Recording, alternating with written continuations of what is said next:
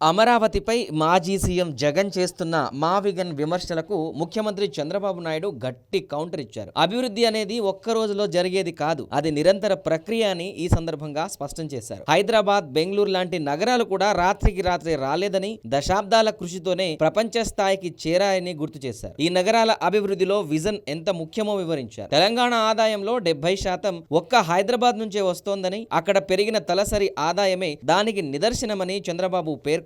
అమరావతి కూడా ఏపీకి అటువంటి గ్రోత్ ఇంజిన్ కాబోతుందని చెప్పారు. అమరావతిలో ప్రస్తుతం 5,000 ఎకరాల ల్యాండ్ బ్యాంక్ సిద్ధంగా ఉంది. ఎకరం 10 కోట్లు లెక్కేసినా అది 50,000 కోట్ల ప్రభుత్వ ఆస్తి. భవిష్యత్తులో ఎకరం 20 కోట్లకు చేరితే ఆ విలువ అక్షరాల 1,00,000 కోట్లు అవుతుందని అంచనా వేశారు. హైదరాబాద్ లో ఓఆర్ఆర్, ఐటీ, నాలెడ్జ్ ఎకనామీ నగరాన్ని ఎలా మార్చాయో అమరావతిలోనూ అదే మ్యాజిక్ రిపీట్ అవుతుందని సీఎం చంద్రబాబు ధీమా వ్యక్తం చేశారు. అభివృద్ధిని అర్థం చేసుకోలేని వారి విమర్శలను పట్టించుకోవాల్సిన పని లేదని కొట్టిపారేశారు. అభివృద్ధికి ముగింపు ఉండదు, అమరావతి నిర్మాణం ఆగదు. ఆంధ్రుల ఆత్మగౌరవ రాజధాని నిరంతరం ముందుకు సాగుతూనే ఉంటుందని సీఎం చంద్రబాబు మరోసారి స్పష్టం చేశారు.